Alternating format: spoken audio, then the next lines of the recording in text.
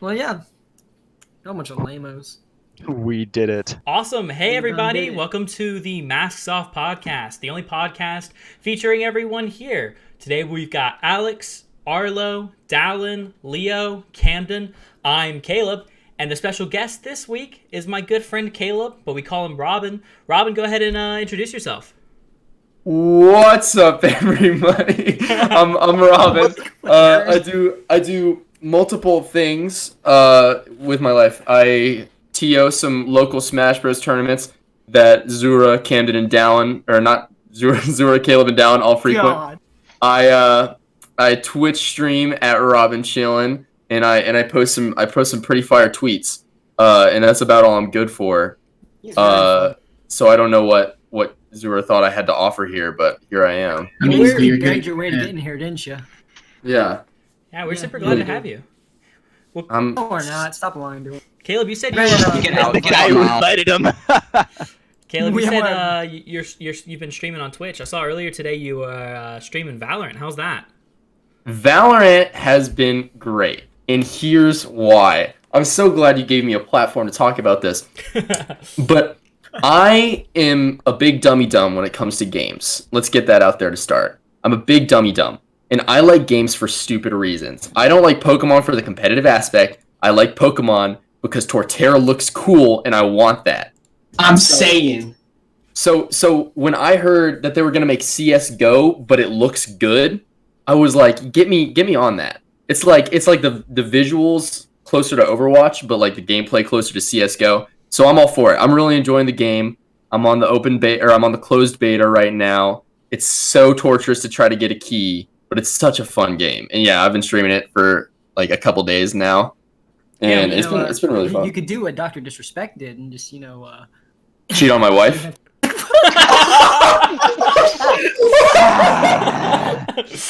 You could do that. I mean, you could do that in the same span of time. I mean, we're in quarantine for God knows how long. Only if my really wife's went there. boyfriend says I can.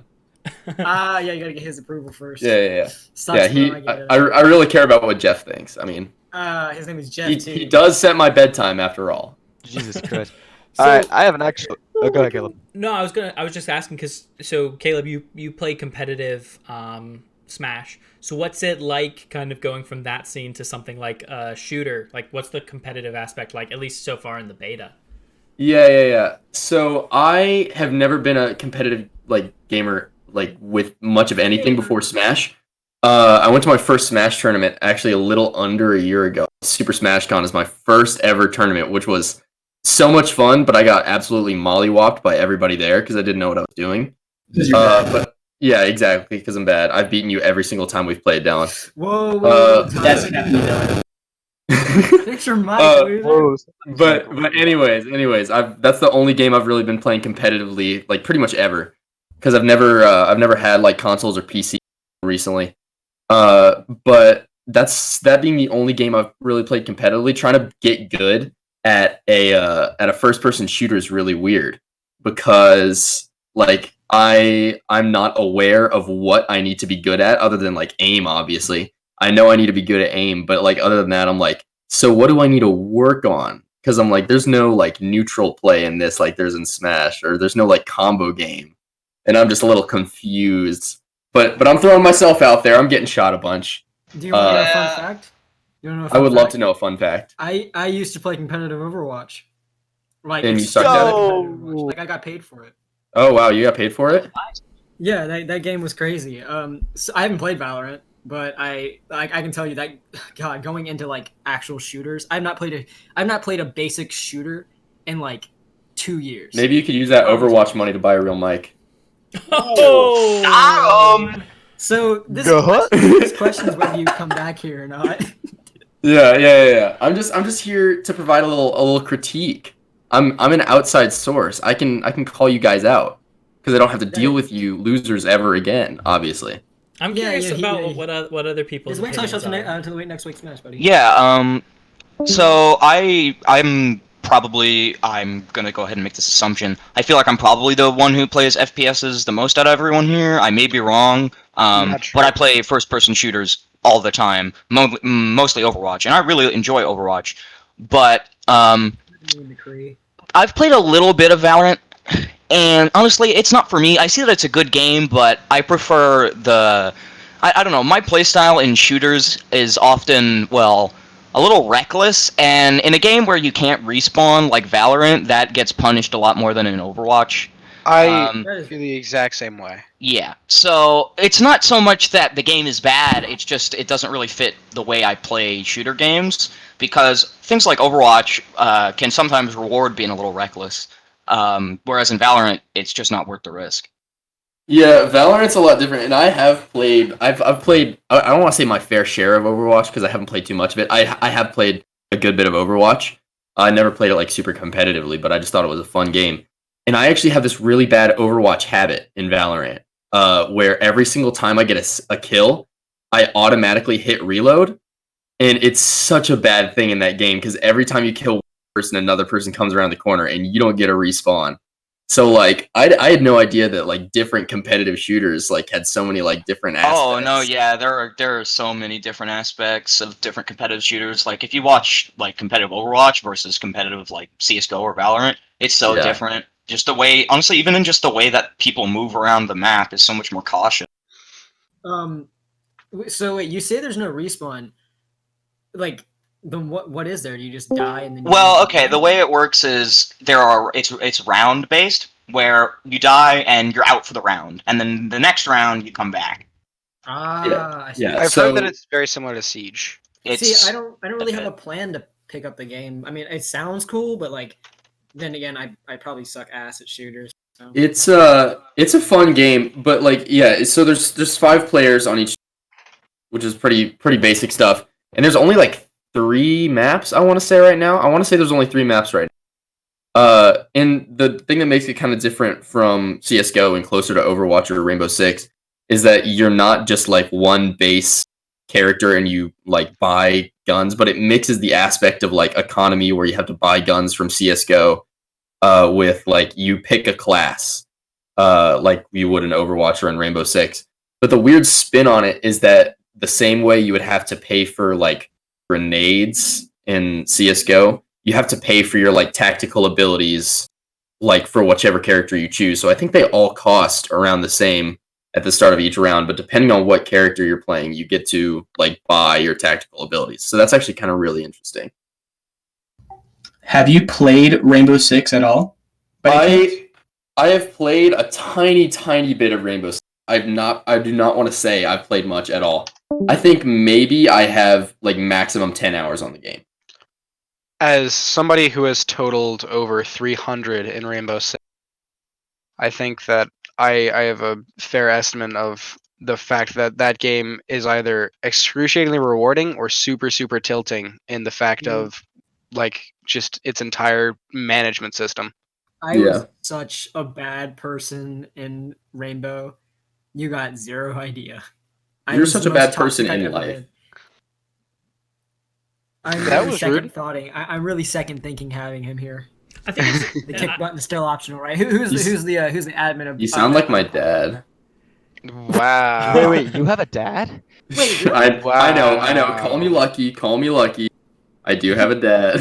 Must be nice, man. Man. That's crazy. It's really interesting to me to see Epic kind of go in this direction with a new game when, I mean, Fortnite is... Valorant is Riot. It's Riot. Riot. I meant Riot. When their other game is currently still like so successful, it's interesting to see this kind of pivot into another direction of gaming. League of Legends. Riot is making a ton of stuff, even the ones that are a bunch of stuff based on League of Legends. Like they're making a Street Fighter style fighting game. Yeah. So this I actually can talk about a little. I know I said I didn't do much competitive gaming. I have been playing League of Legends since like season 4. I think I had my first game in, and we're in season 10 right now. But Riot Games like started as like a really like back end developer, and they've only had one game up until this point. But I want to say about like 5 or 6 months ago, on their 10th anniversary, they released like the fact they were going to put out a bunch of new games. They put out a Hearthstone style card game, Legends of Runeterra, based on some original characters and some League characters. That apparently was a big flop. I didn't play much of it. And this is the second new game they're putting out. So for the past 10 years, they've only had League. and now they are putting out a bunch of like different games and like pretty much every different style I can think of. So I'm really interested to see how they adapt to like making different games that aren't just the same MOBA that they've been doing for the past 10 years. Well, I could agree on that end, but like, how do I put this?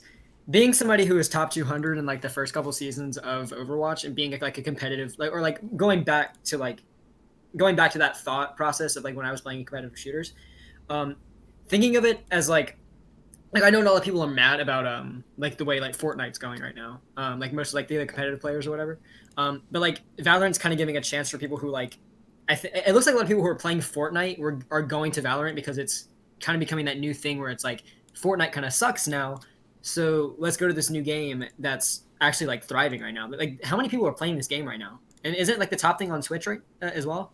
It is. I'll tell you why though. It's because the only way to get a key to the closed beta is you have to watch a Twitch streamer that has been like chosen by Riot Games to like authorized stream the game, and then they have a bot that will drop keys randomly to people based on their amount of watch time of Valorant streaming.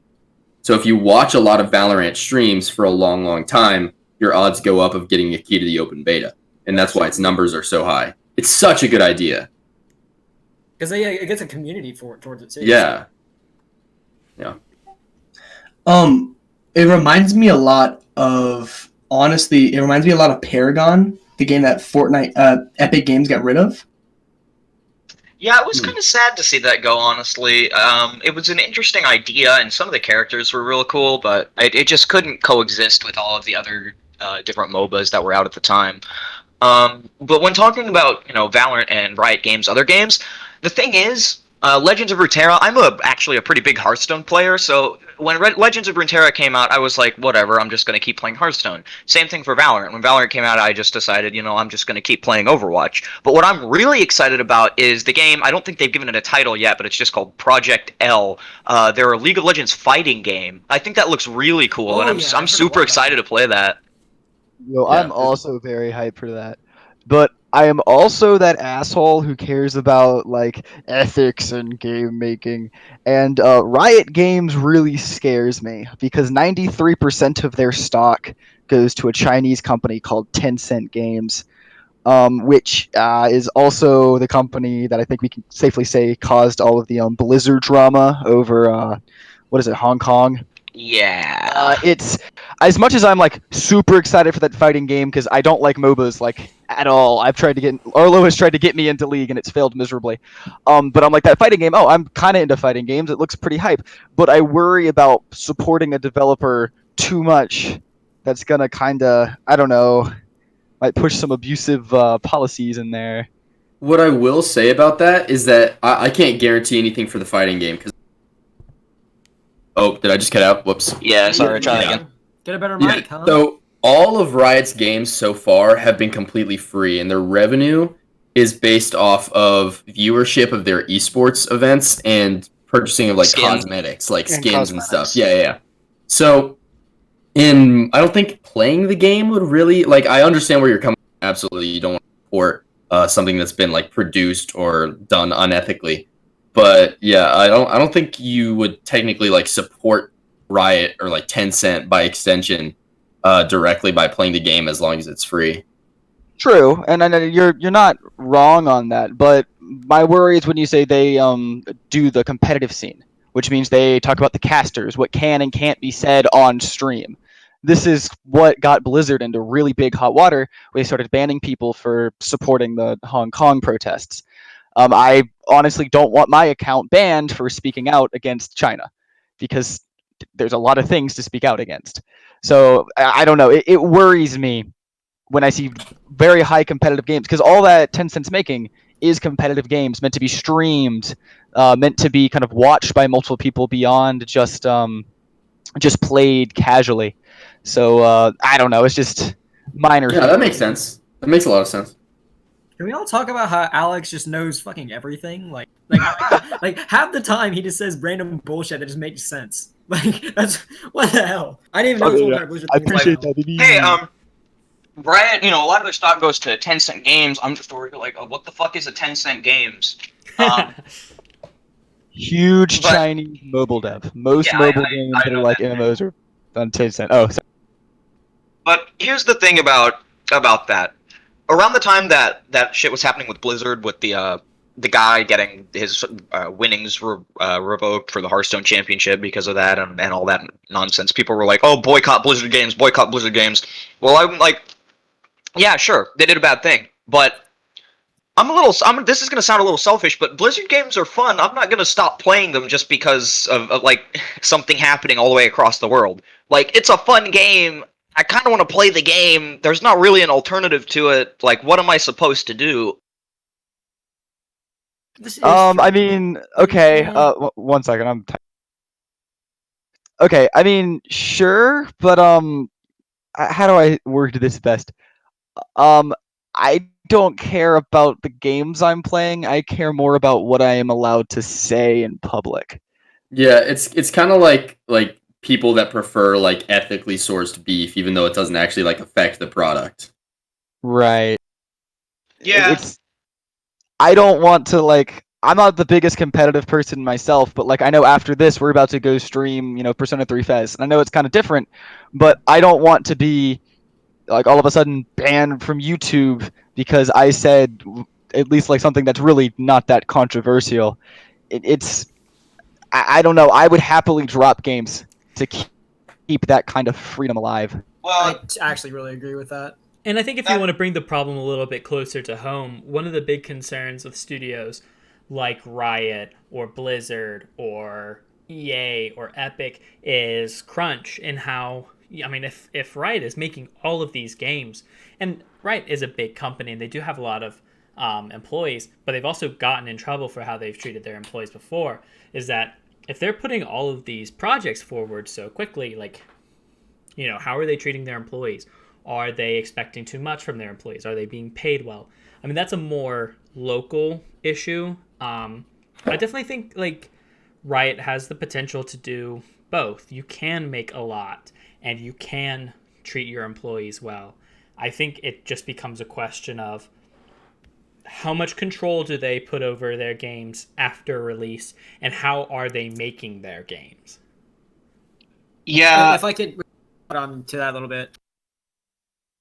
My computer sucks. So Bro, you go. Yeah. That's what I thought. Anyway, I guess kind of leaping onto that controversial part, it makes kind of no sense to me that this isn't allowed in a way, because like there has been like a large ban hammer over like stupid stuff that really as the internet, we say stupid stuff that usually should be allowed, but like I understand if it's like really offensive things that you get banned for, but like saying something as stupid as like criticizing the game or like criticizing something that's in the game or even calling them out on some bullshit, you shouldn't be banned for that. That's like things that are obvious. Like, hey, this is like a large yell of like, hey, come and fix your the company or game or something. You're kind of speaking it falls under your opinion, I guess. That's kind of what I'm trying to say.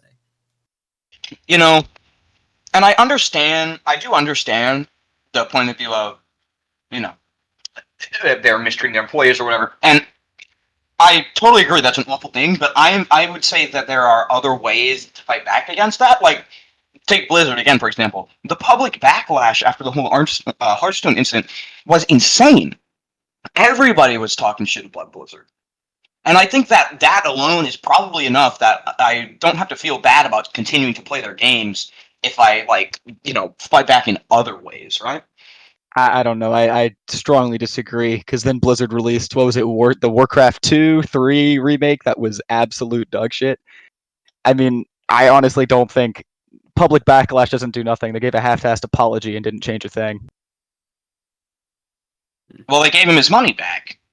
The Yep. guy who, they gave him his money back at least. And I He feel was like that. unbanned from the league, wasn't he? Yeah, he was unbanned. Like And they the undid two their college mistake. students, the two college students that were also banned, and I think there was a few others that also were banned and lost their. I mean, obviously we are all, young people, and we don't necessarily have the answers to these sorts of complex problems. But you are talking about very complex socio-political, problems that obviously video games have a big tie to as this sort of international medium where people in China, can play with people in America, and people in America can play with people in, England. And it is very complex and it is very difficult. I don't necessarily think blaming, everyone who works at these corporations. Most of the people who make these games make games for the love of games. And I think supporting developers is important, but also telling developers when they're doing something wrong. And I think yes, boycotting games can have a serious effect, but it can also have much bigger negative effects. Companies like Tencent aren't going to shut down because one of their games doesn't, sell well. Tencent has its hands in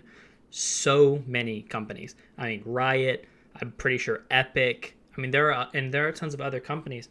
So I would say support developers, but tell, corporations when they do something wrong. Don't punish the developers who are working really hard on projects that they love, to bring things to people that they love.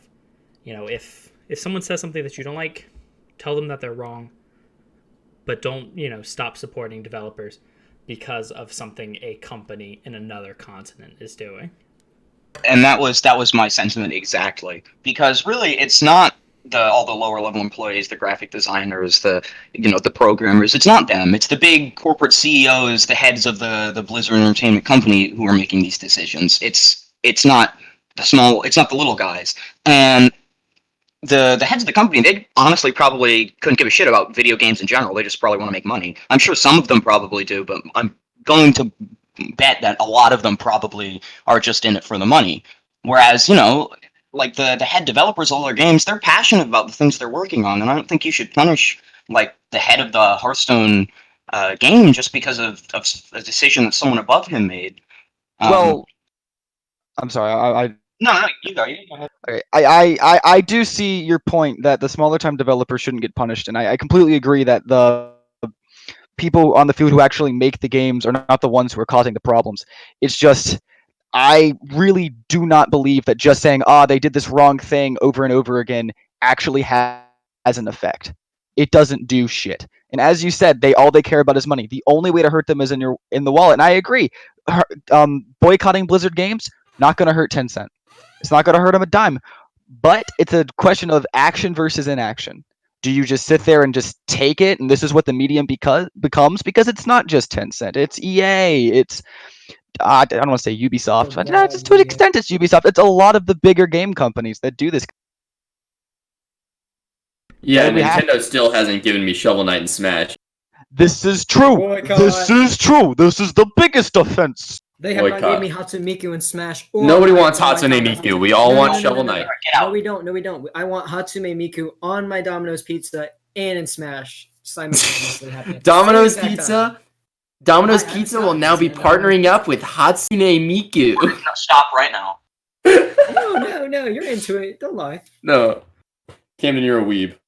Oh, this is obvious. This is mad obvious. What are you talking about? Camden is a weeb. What a revelation. My name or my tag is Zura, and it's switched from every single character I've talked to. Your tag is Zura for now until you change it next. Okay, well, no. Hanamura. I'm just messing with you. The Butter Boy says Minecraft Steve for Smash, so let's give him some poggers for that, because I definitely agree. Minecraft Steve should be in Smash. Here's the thing. Stop. I came to his locals as 02 Izumagi and then Zura at the same exact time. All three. Yeah. So I think that real quick. You guys are doing a different thing. Sidebar: Nintendo should add characters that have like potential for really really cool like movesets, like Shovel Knight and Steve from Minecraft. That's all I have to say. Doomslayer. Hello. Yes. All right. Proceed with what we were talking about. Yeah, Leo, you're up. Leo, your is messed, my guy. Okay, better? Yeah. Okay, sorry. I want to talk about the fact that at the point when this Hearthstone thing happened, I had already bought Overwatch, and Hearthstone is a free game. Those are basically the only two Blizzard games I play. So I kept playing the game, but I didn't give them any money by doing it. I already had the products. Player numbers, they boost numbers, talk about how popular you can use it for ads. Okay. there's a certain point where I'm like, I'm enjoying what I'm doing. I'm not gonna this is a really fun game. I'm not willing to give it up just because what I did is I stopped paying for Hearthstone packs at the time. I stopped buying Hearthstone packs. I didn't buy any Overwatch loot boxes. I don't really buy Overwatch loot boxes anyway. I have everything, but I stopped buying Hearthstone packs, and and this is basically useless, but I went on like Reddit and complained about it. Woo. The main thing is I stopped purchasing microtransactions from them. So that was what I did. I'm not gonna stop playing the game. I enjoy it too much, but I did what I could without stopping playing the game entirely. Yeah, and also with the player numbers things is the second you have an account, like they can already use your number. So if you already have an account, there's no point in putting a game down because you're already a player. Yeah. Well, Yeah, I think that's probably as much as we can say on that topic. I definitely think it's definitely a tough, it's a tough situation. It's a tough sell. So I think we'll bookmark that conversation for now. Maybe we'll bring it up another time. But I want to talk to Robin about Spellbreak. What do you think about that? Spellbreak is interesting, and every single time I've mentioned Spellbreak to anybody, the only thing they know it from is like the YouTube ads. Have any of you guys seen Break? Oh, I just cut out. Have you guys seen the YouTube ads for Spellbreak? I have not. I'll be honest. I don't even know what the fuck Spellbreak is. Can someone tell me? Damn, bro. So like I play. I mean, I guess like with like targeted marketing now. I guess it like more focuses on my community, probably with my like League of Legends friends.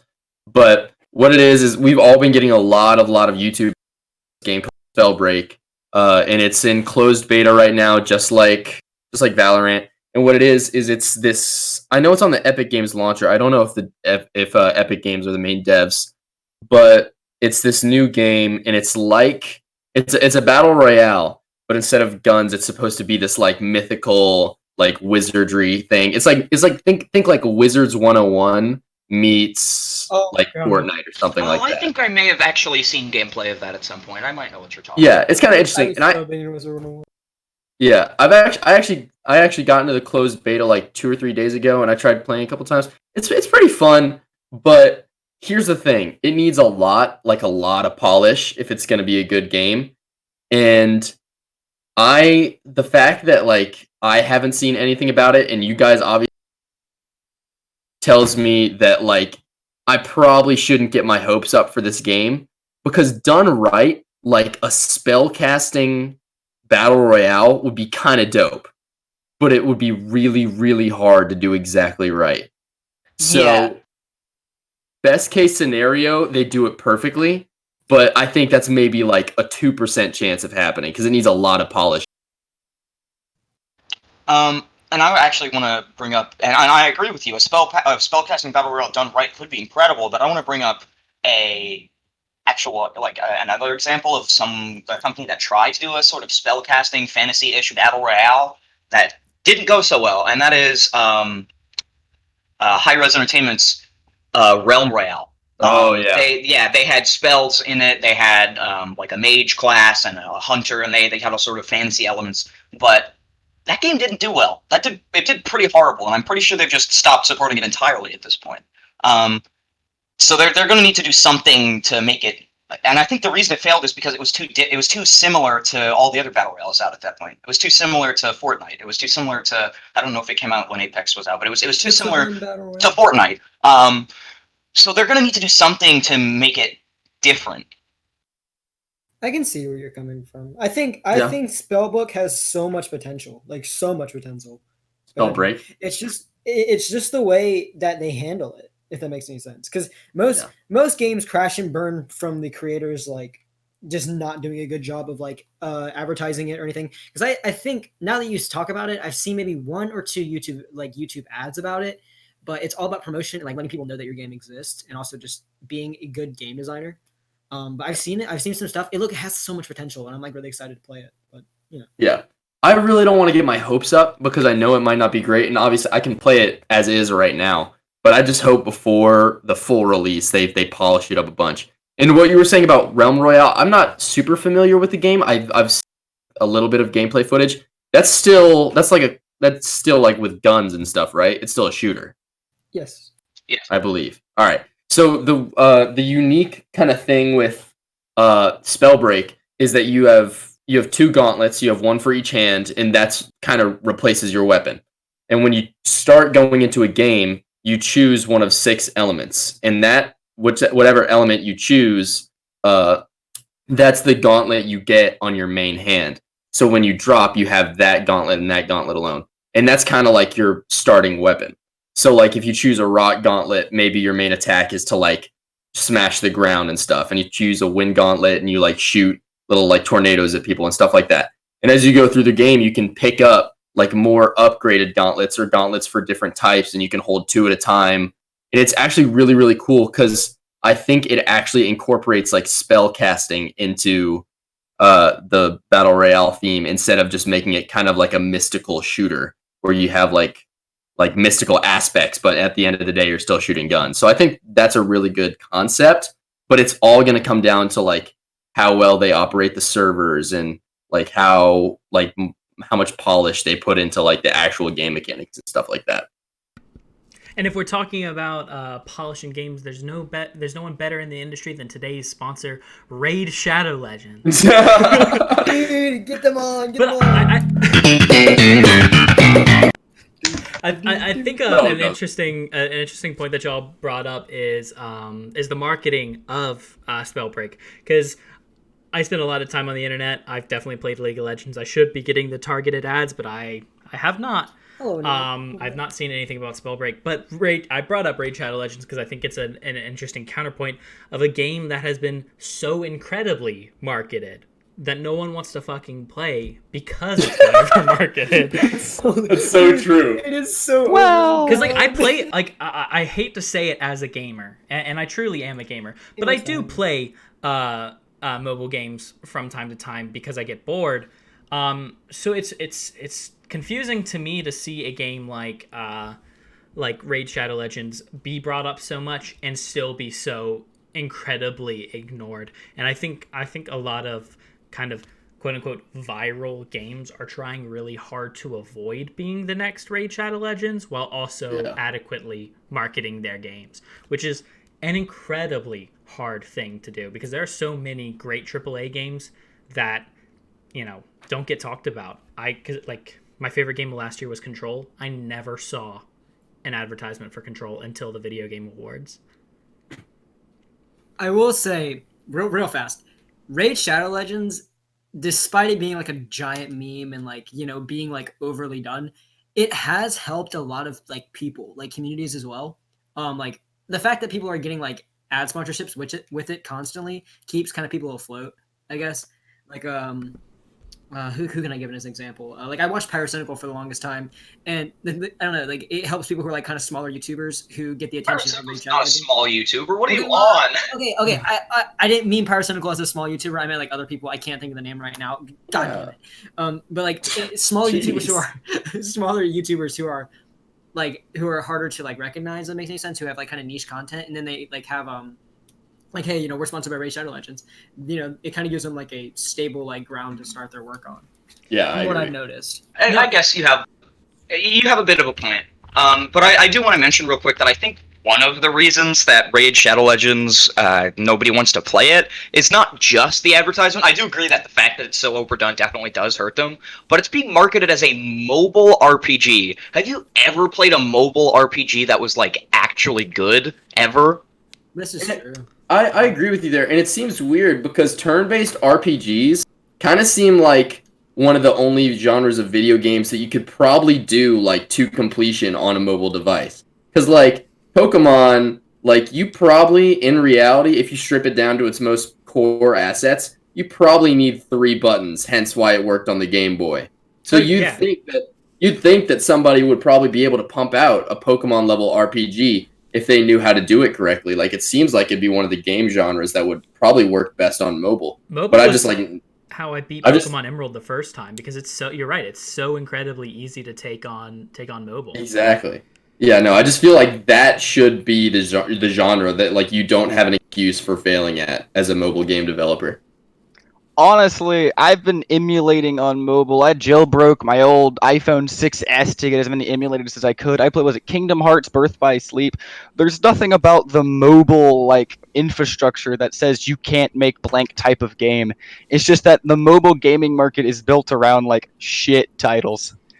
That's true. Most of the mobile market is just shit. We just need, and anytime there's something of quality, like all of the Final Fantasies 9 down are on mobile. The Disgaea, that's how you pronounce it. Disgaea 1, it's on mobile. Disgaea, thank you.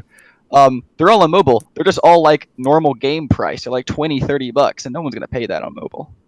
That's very true. You know, there is one good mobile game. If it's Live Love, if it's Love Live related, I swear. It is Love Live All Star. Just see that. We'll talk about it. I'm sorry. We'll say That is an abusive gaming practice. I will say it has computer graphics. It is really good. It has computer graphics. Congratulations. No. Seriously, it does. I am dead serious. Camden's whole existence is sponsored by Love Live. Yeah. Like they don't even pay him; they just ask him to talk about it a lot. Lord.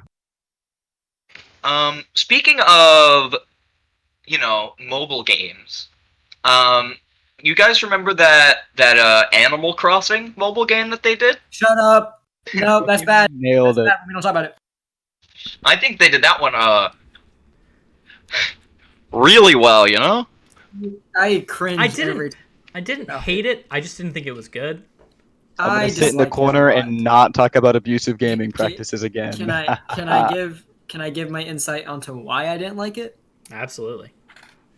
Because Happy Home Designer, it felt really Happy Home Designer. And I don't want to. I'm glad that we got something that was very, very close to Animal Crossing on a mobile device where I could play it. And again, with New Horizons being delayed, it was like a nice game to play for like 2 days, and then like buying, or what do you call it? They added the what are they called? Animal Crossing tickets, I believe they were called. Some like Nook tickets or whatever. And you had to buy things constantly to get anywhere in the game, or you were like in there for like 5 days trying to like get some like furniture that didn't even matter. Like the game didn't really have like a good marketing point, because like you had to constantly buy things to get anywhere in the game. Yeah. And I think that brings us to a much better topic than the crappy Animal Crossing mobile game, is the really good Animal Crossing game on Nintendo Switch. That's Animal Crossing New Horizons. If y'all played that, I know Caleb, you wanted to talk about all of the Easter stuff that's been going on.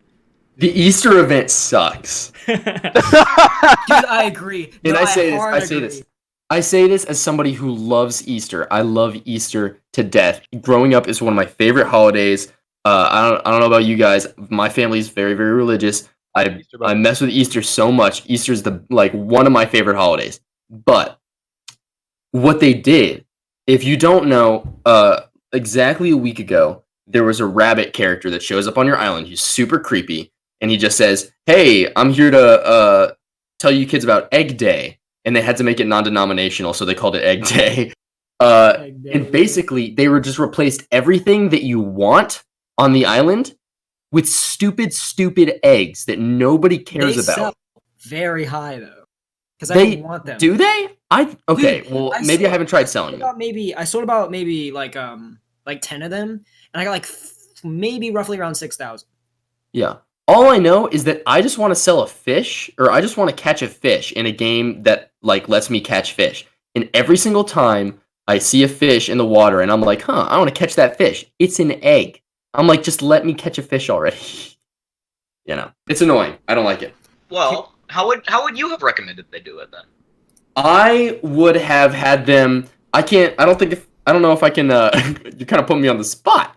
I don't know if I can propose a better design on the spot, but I definitely wouldn't implement something that takes away from the main aspects of the game like it does, because I definitely play the game for the collection. I play the game for the bug catching and the fishing and stuff, and it feels like every time I try to catch a fish, it's a stupid egg. So it feels like it gets in the way of a lot of the game's main mechanics.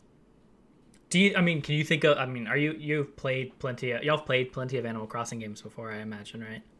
This is actually my first one, believe it or not. I've Never all played of an them. Animal Crossing game. I don't even own New Horizons, so I don't know. I've played all of them at the beginning. They were really good. The reason I bring it up is I think it's really hard to do seasonal events like that in games and have them be worthwhile. I definitely think replacing like important items with eggs was a really bad move because I definitely see how that is incredibly annoying. But like I don't think I've ever played a game where seasonal events were like good. I remember in like Destiny 1 and Destiny 2, they had seasonal like events that correlated to like real world Christmas and real world holidays, and they were always just kind of disappointing. They were like, oh, here's a cosmetic, here's this character saying this special line of dialogue. I think Dallin, you have a good example of one that was good though. Yeah, I would like to say that Overwatch's events were actually seasonal events were actually pretty good. I liked, for example, the Christmas one, and I also liked what was the other one that they had? I think it was their Chinese New Year ones. I really liked them. Oh, their Chinese New Year ones are bomb every single They time. are. Tracer's thing was so good. Okay, here's my issue with that. They were incredible at the start, but they haven't really done anything the past few. And I don't know if you guys still play Overwatch, but I still play Overwatch like a lot. If you know, yeah. They haven't added like anything other than just a few skins and cosmetics the past few years. Because what was so interesting the first couple years is they added like new game modes and they changed it up. They haven't done anything. This year in particular, at least last year, one of the event got a new game mode. This year they just rehashed the old stuff and added a couple modifiers to it, and it just is starting to get stale. So I totally agree with you that at the start, Overwatch had an incredibly great seasonal event system, but they haven't changed it up enough to keep it fresh for most people. I mean, yes, that makes sense, but like most of their I like to think I haven't played Overwatch in a while, but like it's really like I just like their skins and I like what they do with some maps and stuff like that. I just find like their new events now are like really cool. I'm more interested in to see where they take it into Overwatch 2 though. Yeah, that's what I was gonna say is despite all of my comments about Blizzard like 10 minutes ago, I love Overwatch, one of my favorite games. And I gotta agree with Leo on this. The events are stale, but I do feel like it's because all of the development time now has gone into 2. And at least my hope and my prayer is that we either get new events in Overwatch 2 or the events we have are expanded. Because unless that single player campaign is godlike, or the co-op campaign, whatever, it's gonna need some really good events to keep people invested. Amen, brother. I I hope. I certainly hope they do it well. I have confidence. I think they will. I But will say, it's just gonna be. Oh, sorry, my bad. You can finish. That's all I was gonna say. Oh, if I can intervene real quick. One thing I lived for in Overwatch was the victory poses, since I freaking loved getting like that feeling of getting play of the game was the best. I don't think you ever used the victory pose. I think you meant highlight intros, not victory poses. I'm so dumb. It's good. Anyway, yeah, highlight intros. That's what they were. And the feeling of getting like play of the game and seeing your highlight intro up there was so cool. Like, what was it? Sombra's was really cool. One where she like the hacked one. Yeah, I like that one. Cool. But like my favorite one ever was the Chinese New Year one where with Tracer, where she has like the dragon one. And last time I checked on Overwatch, there's like nothing. There was like no new highlight. Oh no, yeah, they completely dropped highlight intros. They add like maybe one each event. They just add it's like legendary skins. There are a few legendary skins. They just do skins. There's almost no other. About the skins though. It's that feeling of like you getting to play the game and then you see your highlight intro up there and you see like your little name or whatever. But like, and that's what I was so disappointed about is they completely dropped highlight intros, and I was like, I saw nothing new, and that's what I was looking forward to each new event because I played at the beginning of Overwatch, so I was like seeing all the new events, and like when they didn't add a new highlight intro, like during the second Christmas whatever, and I was like, wow, this kind of sucks.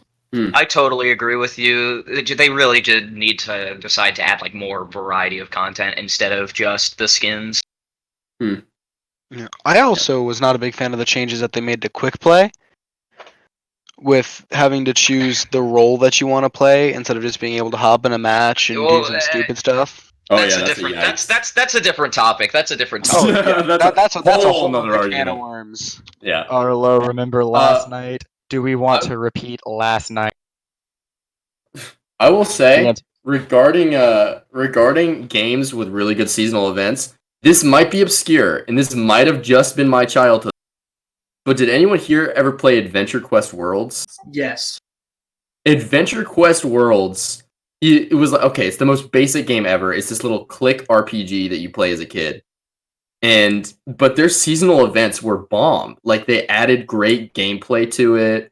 If you were a high level, well, if you were a low level, but for the higher level players, they added some really great gameplay, really great like side stories every time there was a seasonal event. They added great cosmetics. They added like rare items that you could try and grind out for. So like when I would play Adventure Quest World as like I want to say like an 8 or a 9-year-old, that was the bomb. That was like the apex of seasonal events right there for me. Yeah, I can't speak to that because I don't even know what the hell you're talking about. Oh, it was like a Flash player game that you would play online in like 2000 maybe 11. Bringing us back a little bit closer to the intro to this wonderful discussion on seasonal events. I think it's really funny, like all of the memes that have been online about the Animal Crossing Easter Bunny, Zipper T Bunny, and how he clearly hates his job. I wanted to maybe scan the room and see if any of y'all had opinions on that character as kind of like a microcosm of probably some developers' true feelings about his job. I definitely think that they at least they did that part well. If not the eggs well, and I can't really speak to this because I haven't played the game, but I've seen enough videos on it that I think that character's pretty funny, and I have seen the memes. We're talking about the bunny. I don't know if I can speak to it as a microcosm, but I just think that they did a good job with making that character. We're talking about the bunny, right? Yeah. Zipper T. Bunny. Okay. Did you know if you put your phone in camera and you pan the screen away, or sorry, if you walk away and pan it like at the bunny, he completely drops his act and like just like starts walking normally, but then you walk towards him and he starts doing his thing again. Yeah, and then when he stops, he actually like lets out a sigh, like he's like, dude, this sucks. Children suck. Bro, that's actually such a rip. Any hate that I have for Zipper T Bunny is pent up aggression from the eggs. Yeah, that's true. And of course, sorry. No, go ahead. No, that's all. Yeah, right. of course, I am loving the game as my profile pictures on everything is straight up art that I commissioned of Orville from the Dodo airline service, like straight chilling in a bathrobe, drinking a martini. What the? I just noticed that. Holy crap! That's my profile picture on everything. Oh, that's the best. Yeah, no, I commissioned it for my Twitch. My friend did it for like 5. I think it's funny for me because like I mean a few of us here have done like acting and theater, and I distinctly remember one year I played Santa Claus in a show, and so like afterwards I would have to go out and talk to children in my like Santa Claus outfit, and kids would walk away, and I would just like the stress and just like anger of having to play this character would just it would melt away for a second, and I would just like relax, and then like some snot-nosed 6-year-old would run up to me, Santa, and I'd just be like, fuck off, kid. Just sack the kid. I just take and your brother me and your brother at work during Christmas. Oh my god. Yeah. I was the fakest human being at work. People would walk up to me, like, they would be, like, handing out gingerbread cookies and stuff. I'm like, oh my god, you're, like, the cutest guy. I swear to God, I was like, fuck off. Leave me alone. I don't want to talk to you. The same thing happened to me. I was in musical theater against and one year I played Gaston in Beauty and the Beast. And, of course, everybody loves Gaston. He's such a good character all the time. And I had, like, this fake muscle suit and this fake chest hair that I had to wear. And it was all so itchy and so aggravating to wear. And when they were like, go outside, the kids wanna say hi to you, but make sure you talk like Gaston. And I hated that. Like, it was bad enough to be forced to do musical theater pretty much against my will, which is a can of worms I won't get into right now. But the whole deal of like, hey, my job is done. Somebody like, hey, no, it's not, is just so bad. I hate it. All right, man. Let's hear the Gaston impression. Come on. Uh, So it begins. I might have to sing for it because Do there's it. not a good. Do it. You've have been 30 seconds. dreaming just one dream, nearly all your life. Hoping, scheming, just one theme. Will you be a wife? Will you be some He-Man's property? Good news that He-Man's shit. I love me. this. This is God me too. damn so you, fantastic. Okay, that's a thing. of legend. And it was all with the Clapping. fake Marry muscles. this man. The fake muscles hurt, dude. I hated wearing them. Well, I had to wear a fat suit when I played Santa, and that No, shit but that shit hurt. Like I was so heavy. oh my god. Like I'd have to walk upstairs in that fat suit. I'm like, I would just be I would be holding the stomach like fuck, and I would just be stomping upstairs, just pissed about my life. Mine just felt like an insult because I was a sophomore in high school that weighed like 125 pounds, and I was 6 foot, and I just looked like an absolute stick up there. So they were like, let's put some like cotton on his bicep to make it look like he doesn't weigh like 2 pounds on stage. So like, yeah, they were like, can you try to look more maybe like masculine? And I was like, just let me live my life. That's so funny. Yeah. It was a fun experience, but overall, This is all I have to say about it. Yeah. But Nothing bringing, special, yeah. bringing this back to a more video game focused topic next. Our next topic, as much as I did love hearing you sing as Gaston, is the Final Fantasy VII Remake that just came out. I think someone here wanted to take a moment to talk about how good it is.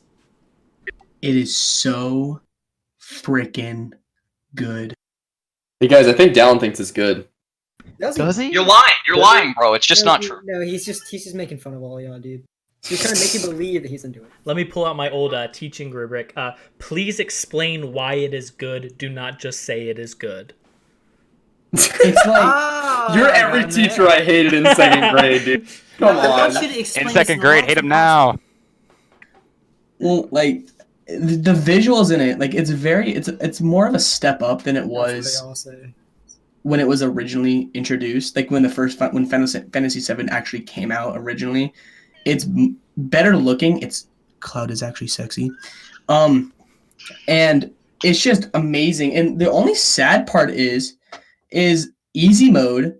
I played on all the modes. Easy mode is very like it's too easy. Are you really going to complain that easy mode is too easy? What? I hate like. Is this easy mode? We've talked about this before, I think, on this podcast.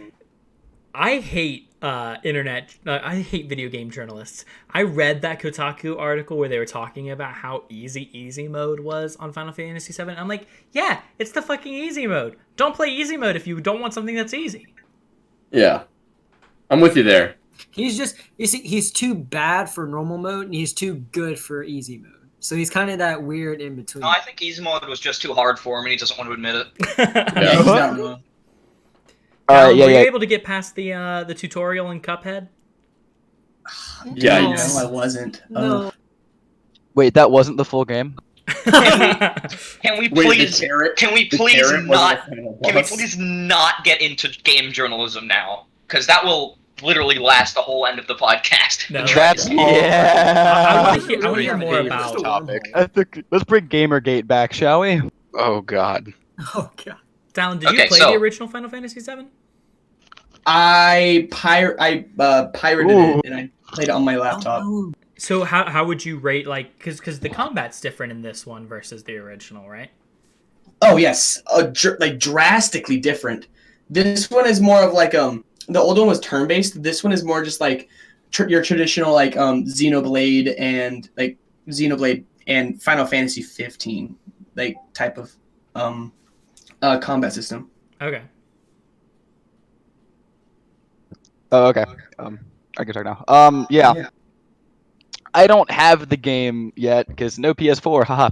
But super excited. It's got Nomura as the director, which is the guy who did Kingdom Hearts, and Versus 13, which became FF15, which is why the combat's all action focused. But they did kind of a P5S thing where you can pause time and, the world. Sorry, What? You cut out. it was a joke. Please don't make me do it again. Too late, buddy. He You gotta said do it the now. world. killed. Okay.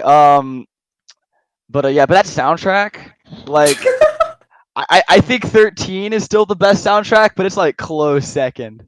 That battle theme just gets you going, man. Oh, Good it's so soundtracks good. are essential. I'm only God, into man. a game if it has a good soundtrack. Yeah, that's the same here. Honestly, the only wake up alarm that I've ever had that didn't make me like immediately like resent the person who wrote the sound is I've had the Planes of Passage. Oh, I just cut out. I've had the Planes of Passage theme from Shovel Knight as my wake up alarm for the past like 3 months. A true man of culture. Strike the Yeah. Earth is such a good song. Exactly. And I've had it as my Oh, yeah. alarm theme for the longest time, and I'm still not sick of the song. And You know what else that is just a good soundtrack? what? Don't. I'm not gonna say it. I'm joking. Did you say Love Live has a great Love soundtrack. Live or Dude, whatever? is it really? Yeah. Okay, y'all said Oh. it, not me. No. Yeah, it's only bad when Okay. Camden says it. Okay, in all, buddy. in all Okay, buddy. seriousness. Okay, I'll stop bringing up Love Live. I promise. In all seriousness, my favorite soundtrack of all time, and this is probably Persona. big poggers to everybody here. Persona. Persona 4. Believe it or I not. knew it. Yeah, I'm joking. Y'all. No, all the Persona games have fantastic Well, soundtracks. okay. I had a conversation with Leo about this. Sorry if I'm sidetracking, but I had a conversation with Leo about this one day. I believe Persona 4 has better music that does not involve lyrics, while Persona 5 has better lyric songs, if that makes any sense. And then 3 is just kind of everything in between. 3 has the best battle theme. Mass I Destruction just is above. hard disagree, but Also I'm not going to get disagree. into that. Oh god. Let's not get into that. This is not supposed to be about video game music. Yes. Back to the We topic. all know. Aw, but I all I'm have saying so is that we many all know that opinions. Time to Make History and Reach Out to the Truth is not good compared to all of them. I disagree with that. Only Time to Make It is bad. Reach Out to the Truth may be the best battle theme the Okay. franchise has seen besides Persona 5's, but that's That's You know, I didn't think I liked the Persona 5 soundtrack as much as I did. Like, I thought it would be bad, and I just never saw it coming. Please die. Yeah, I will. I will. Okay, so back to the topic at hand. no. Sorry. What was the topic at hand? Final Fantasy VII Remake and why it's great. No, we're moving, dude. I'm joking. Let's let It's, Dallin gush more about Final What Fantasy. the No, fuck? he's It's gonna great gush about because how freaking Nomura is the best. And So why like, is Nomura the best? Explain. why is Nomura the best? Okay, so and you know, there's a small franchise you probably there's a franchise you probably haven't heard of. It's called Kingdom Hearts, which is like Yeah, I don't know what it is. Ew. fantastic. Could you real quick explain the entire storyline of Kingdom Hearts to us? Oh, absolutely. So it starts. Are we doing it No, stop. chronological Stop right order or order of release? I'm gonna stop. You I see, will Goofy came in and fucked shit up. And that's fucking That's die. all the lore I need.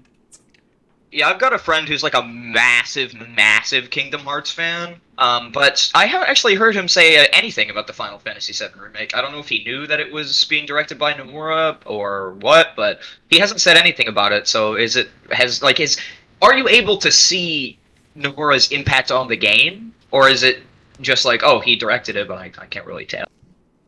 That's what I've heard. What? Dallin, do you want to speak on that? Because I I don't know anything about Nomura. I was gonna let Alex go ahead and talk about that.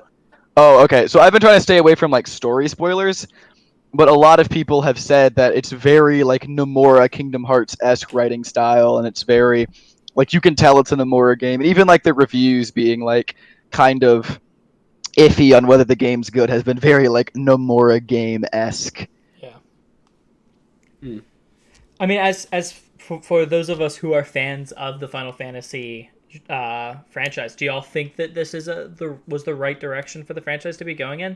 Kind of a combining of the story aspects of the older games with the modern sensibilities of 15, because I definitely really liked 7 when it came out, but it felt like it was held back by its gameplay. And so for me to see it take a more action focused approach, to me, is positive. How do y'all feel about that? Dallin, I'm gonna go very long if I start responding to this. I'm gonna give you the chance to go first. No, please go ahead. All right. I am so sorry. No, but I'm gonna be the most hated person on this podcast by the time we stop doing these. I You swear. already are. That's a thank God. Right now, Caleb Robin. Anyway, so I first got into Final Fantasy with 15. So I've played, I think, enough of the games to say that as I love 15, it was great. An action focus for Final Fantasy is a bit, I don't know. I don't want to say bad. I'm definitely not opposed to it as one that's done like right. But at the same time, it's an RPG franchise. I feel like, especially like since like 12, we've been getting different gameplay styles, different whatnot, which have all been decent. But we still have kind of the golden era, the PS1 era, which all kind of had that same gameplay. And I know I think Caleb said, the gameplay of Final Fantasy VII original wasn't that good. But I mean, I do disagree with you there. I really love the materia system and how you could pretty much. I wasn't saying that it was bad. I was just saying for me as a gamer, I felt like the gameplay held the story back, whereas I think because systems like that to me don't gel with an action forward story. But I mean, I definitely think it's a good combat system, and I do appreciate the original Final Fantasy VII for what it is. I just think for me, like the newer system works better in terms of storytelling and in terms of how it moves the story forward. But I definitely still think that the original Final Fantasy VII has its own merits and is really good. And honestly, that's super respectable. Like, I'm not saying you have to like 7 or its gameplay, and I definitely respect. I do think that like the presentation of 7 and originally in its story has some limitations by definitely the technology and even its gameplay. But I know a lot of people in the Final Fantasy community will disagree with me on this. I would like to see a return to the battle system from 13. Something like the paradigm system. It had a very good in between your kind of in an action game where you kind of see the action going on and you're still kind of positioning similar to maybe Xenoblade, but you're still kind of picking from that menu, doing kind of that RPG-esque thing. I don't know. I feel like because I actually really liked Final Fantasy 13, and I'm constantly told that I am wrong for that opinion, especially because of the paradigm shift system. So I think it's really interesting to hear someone say that they want to see more of that, especially after, because I mean, we also did have 13.2 and 13.3, or was it just 13.2? Oh no, it was 13.2 and then Lightning Returns, but I have not played either of those two, and I think Lightning Returns was an action game. But yeah, I think it's incredibly interesting to see. I definitely think it's very interesting to see someone else agree that 13 had a decent combat system and that they want to see more of it. Yeah, and then I'll say the last thing, then stop. 13's only sin was its linearity. Is that a word? Is how linear it was. The battle system was fantastic. Paradigm system was beautiful. I would love to see someone try to take a final crack at it just to make it good. Or, hell, I'd take a Switch port to 13. I think that'd suit it better. But I think I am yet again steering us off course of our topics for today. God damn it. Why are you like that? All right. So, I know, I'm sorry! I'm joking. speaking of topics, let's move to the next one. So Flawless transition. I mean, I got it. 10 out of 10. 10 out of 10. I thought I'm my a picks were professional. bad. I am a professional. Yo, where's the Seinfeld music? We need it. No, don't do it. It's a copyright claim. I've never felt more like a clown. Yeah, because we're making money off of these. Yeah, we we're are- obviously. We are Whoa, making wait. monetary. Yes. You're gonna get Dude, demonetized? I'm already like pinning my entire future on the success of this podcast. So Speaking like, of Bro, making don't money, know what y'all are doing. speaking of making money, Casuals. it's time for today's sponsorship, I just- Squarespace. I thought we were sponsored by Raid. We have multiple sponsors. This is Yeah. a professional podcast. We have so Yeah, many bro, you- sponsors. You have no idea. We're really far in the red. We need a lot of sponsors. Next week we're Please, I'm talking. begging. Next week Raid, we're if talking you're about this listening. Shamrock Shake. Yeah. There's shills, and then there's us. Yeah. Okay, so So yeah. I believe next it's so quarantine. Everybody's obviously stuck at home, but we're supposed to. How do you guys see this affecting the entertainment industry more than it already has? So Because Drake dropped a new song. That's why it's bad. Oh, okay. obviously. Yeah. I think I think it's really it's one of those things where I think it's definitely going to be a mixed bag. I think initially it's going to be kind of a boost for the entertainment market because we definitely are in a situation where everyone has plenty of free time to watch whatever they want. I mean, I got so bored today that I watched both Tiger King and Trolls World Tour. So it's definitely it's hitting me. It's hitting me real hard. God in the damn. deep end. But I definitely see, like, especially if this does go into multiple months, we're going to see a lot of delays, and that's going to have a big impact. Because, like, I mean, even Disney's already moving launches that were supposed to be in theaters to streaming. I think both they had an animated movie that was supposed to go to theaters, but also the Artemis Fowl movie is now going streaming only. So I definitely think like that's going to be we're going to see like a colossal shift going forward. They're making an Artemis Fowl movie? They're not making an Artemis Fowl movie. It's out this month, I think. Word? For real? That's one of my like biggest childhood book series that I tell people about, and none of them read it. I read the first chapter. Book. What the fuck is a book? It comes out. I read all like 5 books or however many there were. So it comes out May 29th, but it's already been moved to Disney Plus. Dang. All right, so I guess I gotta get Disney Plus now. But what I was gonna say, Dark side. yeah, I was gonna say I definitely agree with you. It's super mixed, but it's pretty like funny how it's pretty much you guys know. Like over the past few years, like movie theaters have been going down in revenue, and like Netflix is like straight to streaming movies have been going straight up just because less people are going out to the movie theaters, less people are paying for cable and stuff like that, and more people are paying for streaming services. But I think this is really going to kind of accelerate that just because you think of like Disney's losing money putting off the release of like the Black Widow movie and stuff like that. They're losing a lot of money on that. But on the other hand, think about how much more overexposure Tiger King got because it was released in a time when everybody was like desperate for video content. Because you see memes about Tiger King everywhere right now. And I highly, highly doubt that it would have gotten that much free exposure if it would have come out at like any other time. And I think the same goes for video games for like the younger audiences that are probably going to be buying physical copies or games that can like will primarily be selling physical copies as opposed to games that like release straight to Steam. I think games that release straight to Steam will be a lot more popular, or straight to download will be a lot more popular.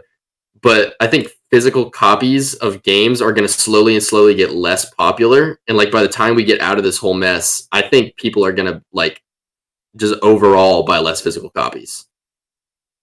I might be wrong though. I might be wrong. I mean, I can see where you're coming from, but like you got to think about like the thrill of going to like or finding a place that actually sells like hard copies of games and getting that bad boy, busting it open and putting it in like your PlayStation or your Switch or your whatever. Yeah. I gotta think about the time that Camden asked me to drive 45 minutes to his house to give him a ride to the to help him get Pokemon Sword or whatever he got. And then it was the guy was like, do you guys have any ID? And Cam looks at me with like the widest eyes. Bro, I had to pull out my driver's license because I'm above 18 and he isn't or whatever. And I had to show them my stupid ID. I came through for you. And I'm going to hold that over your head for the longest time. I will agree it's a pretty hype experience to get a game physical copy. I like physical copies. I'm just saying that people are... Yeah, I'm just saying that people probably will start becoming like less dependent on physical copies. Well, I have like the reason I buy a bunch of physical copies is because I have them sitting above my Xbox. I like seeing like the games I've owned. Like I have all my JRPGs on the side, like Persona, what do you call it? P4, the arena game, Three Houses, all that stuff. I just like there's a feeling of like having a physical copy in your hand, and then also downloading games. I'm just too lazy. Like I'm just a lazy person, and like downloading them on my Switch and then like having the data and then having to put a card in is just why I'm too lazy to do it. So like getting a physical copy is just so much easier. So all I have to do is like I'm at the expense of having social interaction, and that's it. Yeah, it's a big expense for you. Oh yeah, but I think one of the things that we won't may necessarily see the effects of for at least a little while is how we interact with stores like that. Like, because like I think a situation like this, especially like a global pandemic, really puts into view how much interaction people have with each other. That I think now, at least for at least a year, but I think for a while after that, people are going to want to try and avoid. So I definitely think we will see at least a temporary shift away from like in-person stuff like that, like going to GameStop and buying a game. And I mean, GameStop was struggling before this. Yeah, I'll yeah. be like, if this goes on for more than like 2 dude. months, where their closed or their stores rather are shut down, we might not have GameStop by the end of 2020. Like, I know Reggie Fils-Aimé just joined GameStop to save it, but it may not last long enough for him to save. Alex? I mean, we kind of moved away from what I was going to say, which is probably the good thing. But what was I going to say? Fuck. If you need Okay, to Robin, think go about ahead. it, I can come. Yeah. Yeah, go. Since again, I like physical copies. I'm a physical copies. Like, I lean more towards that side. But it was really funny because Animal Crossing, New Horizons came out like right as this whole thing was starting. Like, it came out right before, like, the mandated quarantine. But it came out like during some of like the fear about like it's getting a lot bigger, which eventually it did. But I literally went to get my physical copy on the 20th. Was it March 20th? I went to get my physical copy, and it was funny because there were a lot of other people there too. And what they were doing was they would only allow like 6 people in the store at a time that weren't employees, and the rest was like a line outside. And people in the store, like, the line wasn't that long. There were like 3 people in line, but it stretched all the way to the back because everybody was staying like 10 feet away from the next person. It was kind of wild how like that kind of like drove people away from just hanging out and casually like browsing for what they want to get. So yeah, leaping onto that, I actually got my physical copy the same like opening day. I was with my dad in Greensboro, and I went to the mall to go get it. And like I don't want to say like I wasn't being safe, but like I knew like going to the mall was like a big risk. But like the inside of that place was so clear, and then there was like again like there were like 3 people waiting outside to go into the building because they were only allowing 5 people in, including the employees, and there were 2 employees. And they were like it was just weird how like long the line was, and there was only like 3 people in line, and it was because everybody's like staying so safe from each other. And people in Greensboro are not safe. They are wacky people. Crack I still addicts. got my copy. Yeah, I was so afraid I was not going to get my copy of Animal Crossing that day. So, because all this stuff is just being crazy. Yeah, that's true. I mean, I have yet to speak on this, so I think I'm just going to go ahead and say my piece here. The last time I bought a physical copy of a game was probably 3 or 4 years ago. I don't do physical copies. I do everything digitally. Because I'm lazy. I'll be honest. I don't like leaving the house if I don't have to. I like to stay inside where it's air conditioned and nice. So if I have the option to just buy a game digitally and get it much faster, I'm going to take that option 10 out of 10 times. The only time I would leave is if it was something like a special edition, and I almost never buy special editions, but if it was something like, for example, Persona 5 Royal, I did, and I actually forgot about this, so it wouldn't be like years ago, it would be weeks ago, but that was an exception. Persona 5 Royal, when it came out, it did the like special edition where you got the mask and all that, and Phantom Thieves I did edition. that. Yes, okay. I did that, so I had to drive out to the store and get it, but that's like the only time I would buy a game as a physical copy. So I don't really see this affecting me all that much, but I do agree with you in almost. I think I'm the exception there.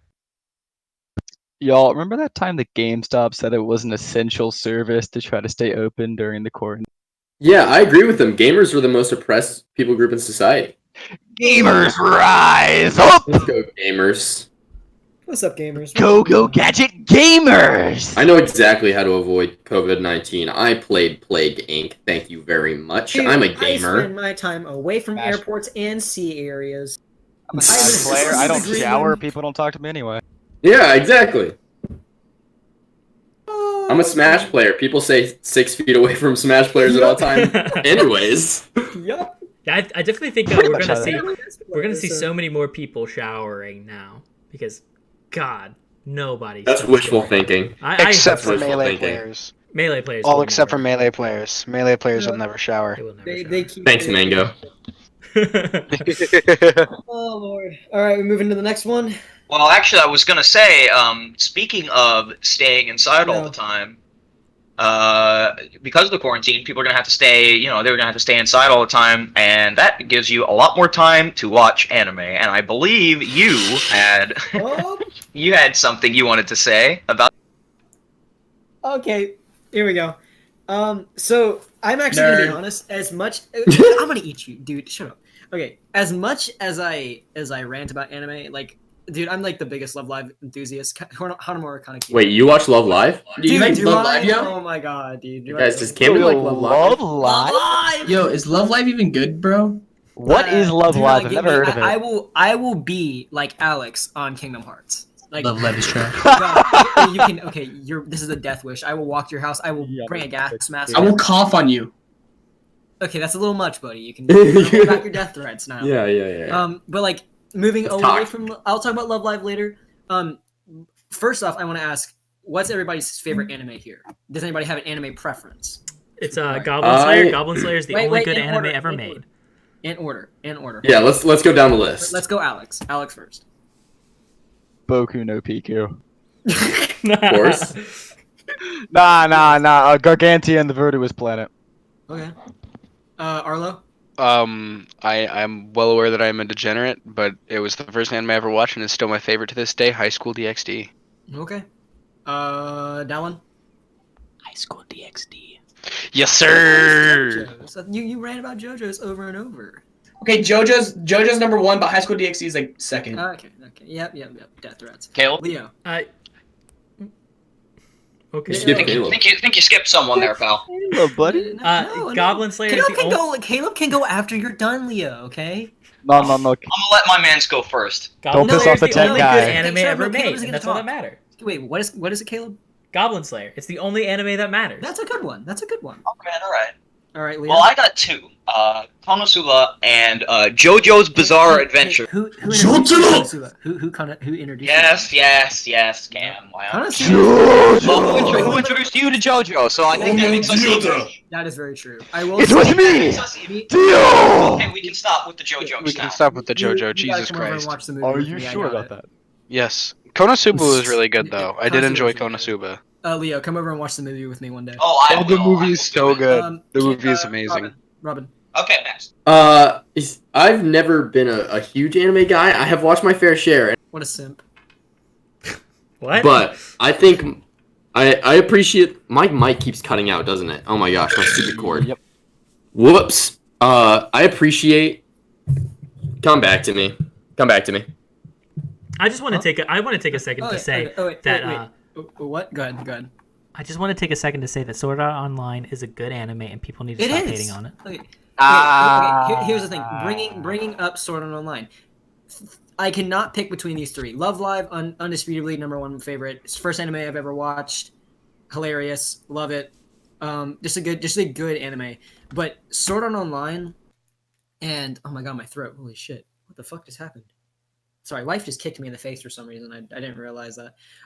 Sword Art Online and fuck. What I have to go between Watamoto or Miss Kobayashi. Either of those two. Oh, Mrs. Kobayashi's Dragon Maid was Arlo, I amazing. swear you don't look like the type of person to be in the same anime I'm into. This is so. What do you awkward. mean? You just like you're Just like because big, I have strong 130 pounds and 1.5 feet on you doesn't mean that I can't like cute slice of life fine. romance animes. dude. I'm short as fuck.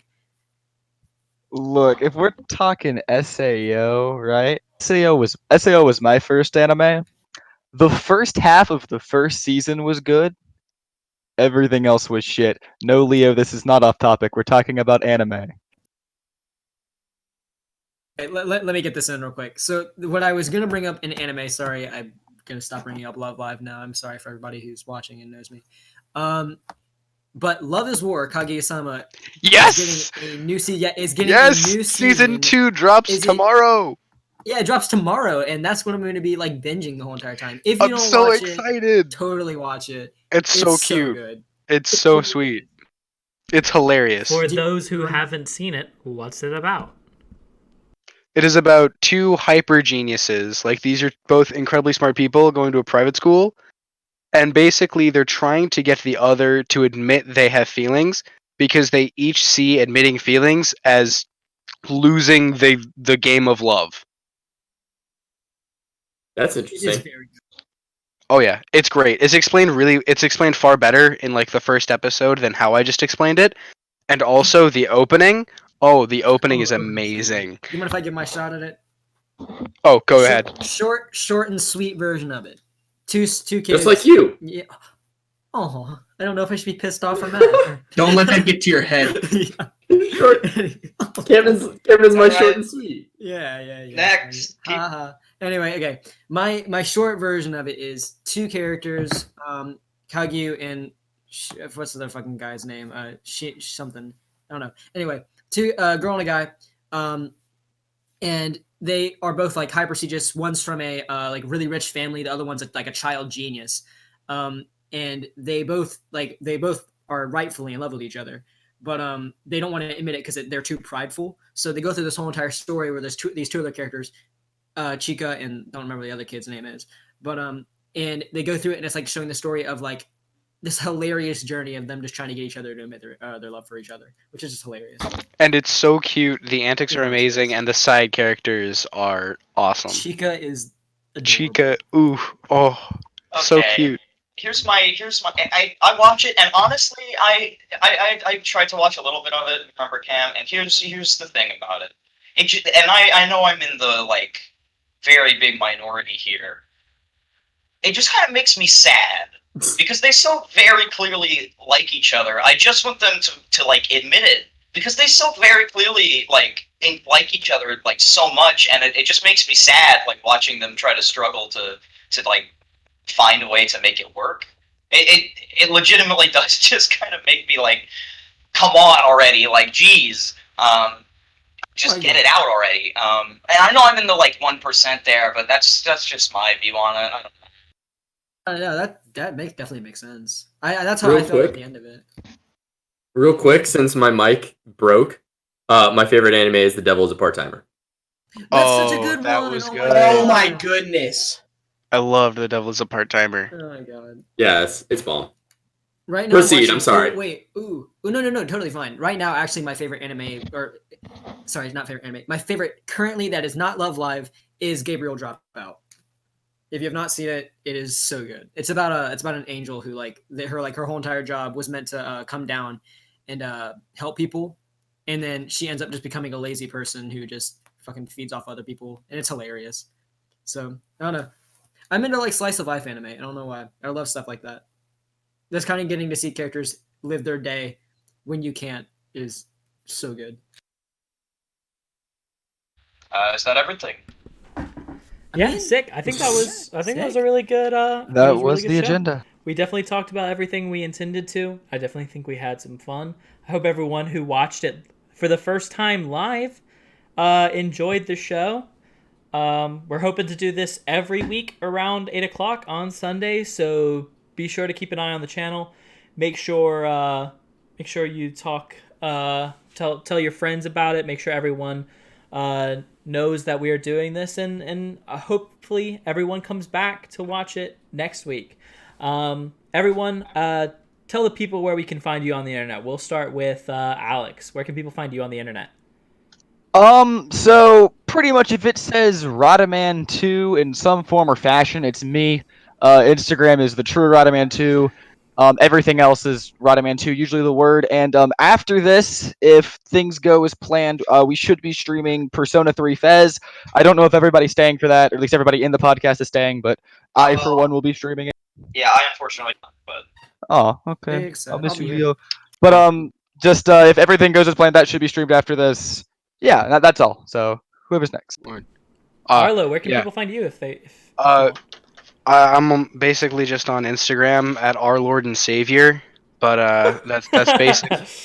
Yeah, I don't have I'm not much into anything else, but yeah. Dallin, where can the people find you? You can find me on Twitter at Igor_SSBU or Twitch. It's the same thing. So yeah. Leo, where can the people find you? Unfortunately, I don't really have much social media, but you can, I guess, find me on Discord. If you see a guy named Elevated Midday with a Joker profile picture, that's probably me. Camden, where can the lovely people find you on the internet? Oh God. If you do want to find me, I'm on Twitter at ZuraSSBU. The guy with the Hanamaru Katakita pick, it's kind of obvious. And if you do want to like message me on Discord, if you have any ideas for the podcast or anything that you want to talk about, or even have a suggestion of who might even want to come on, I am at Zura with an exclamation point, number sign, pound sign, whatever, 8136. And again, a Hanamaru Katakita pick. My good friend Kaleb, Robin, you've got a wonderful Twitch. You've got a wonderful Twitter. Tell the people where they can find you on those. All right. On Twitch, you can find me at Robin Chillin, ROBIN, and then chilling without a G because I'm cool. On Twitter, I'm Robin_chillin. And then if you want to follow me on Instagram, I don't want to toot my own horn, but I am pretty attractive. I'm just saying. It's Robin_Caleb0916. So thank you guys for having me on. I hate Caleb Robinson, but he's actually kind of attractive. Oh, thanks, buddy. And you can I have find long. Oh, I'm sorry. What were you going to say, Caleb? I was gonna say I have long hair, and a lot of girls dig that. It's just a fact. Girls love a weeb, right? Who likes that? Like Hanamaru Katakita, right? Yeah. I love one weeb. Oh, who? It was me. It's you. Go ahead, Caleb. All right. Well, my name is Caleb, and you can find me on Instagram at pleasant_Caleb. You can find me on Twitter at pleasantcaleb. You can find me on YouTube at The Upgamers. We post daily Let's Plays. Right now, we're playing Giraffe Town, WWE 2K20, Celeste, and Danganronpa. The Danganronpa one is my personal favorite. You can hear me do my best to voice act Monokuma from that game, and it's a ton of fun, so please come check that out. And then you can also find me and everyone else here on this podcast. I think Leo had one thing he wanted to say before we get out of here. Leo, go ahead and take it away. You unfortunately misinterpreted that. That was supposed to be just like feedback. Well, cool. Fuck you, Leo. Fuck you too, man. Wow. I love you, Leo. And I love you're the everyone who stopped by to watch today. Like I said before, it's a ton of fun to do this every week. But for now, I think we're all going to say goodbye. So everyone, say goodbye. Can I play us out with the Seinfeld? Absolutely. All right, Absolutely. bye. Adios, adios, guys. Watching. Oh. Oh, God.